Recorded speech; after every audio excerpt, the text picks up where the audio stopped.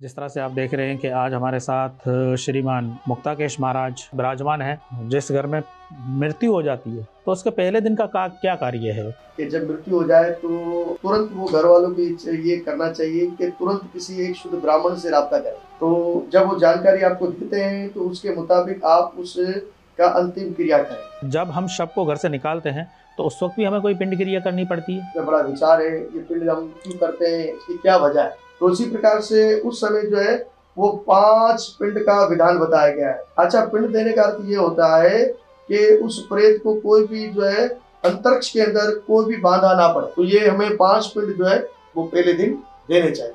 यानी ये 5 पिंड हम जब घर से निकालते हैं तब से लेके विराम घाट यानी कि शमशान घाट तक हमें ये 5 पिंडों का कार्य जो है वो करना चाहिए। संध्या के बाद दह संस्कार और अग्नि संस्कार देना क्या ये उचित है? गरुड़ पुराण के अंदर ये सख्ती से मना किया गया है कि रात के समय में आप अंतिम संस्कार नहीं कर सकते, और इसके मना करने का भी पीछे रहस्य बताया गया है। हर शास्त्र की कोई ना कोई क्रिया हम करते हैं तो उसका अर्थ है।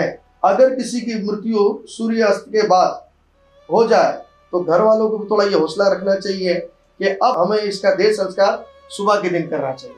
तो हमारे बहुत से लोग का ये भी कॉन्सेप्ट है कि वो अग्नि संस्कार नहीं करते हैं, वो दफनाने को तरजीह देते हैं। अग्नि संस्कार हमारे धर्म में वो सबसे पहला संस्कार है, इसको उत्तम बताया गया। वो इसलिए उत्तम बताया गया है, दफनाने का जो रिवाज होता हमारे सनातन धर्म के अंदर, तो सबसे पहले प्रभु राम जी जो है अपने पिता की समाधि बना ली। जब रावण ने जटायु के पर को काट दिया और जटायु गिरता हुआ नीचे गिर गया, और गिरने के बाद जब प्रभु राम जी उनको मिले और प्रभु राम जी ने उनको गले लगाया, फिर अपने हाथों से प्रभु राम जी ने उनका अंतिम संस्कार किया। लेकिन उनकी भी विधि प्रभु जी ने जो है वो धर्म शास्त्र के अनुसार की और उनको अग्नि संस्कार किया।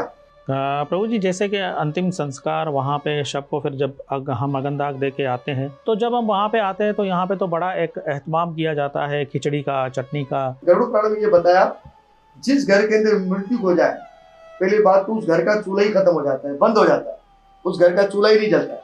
ये आपको हमें व्यवस्था करनी है कि हमें उसको संभालना है, उसके परिवार को देखना है, उसके सिस्टम को देखना है, और कोशिश ये करें कि उसके घर 12 दिन उसके घर का चूल्हा ना जले। यहाँ तो लोग इतने परेशान हो जाते हैं और पहले दिन ही जो है वो जो खिचड़ी देते हैं, कुछ चावल देते हैं।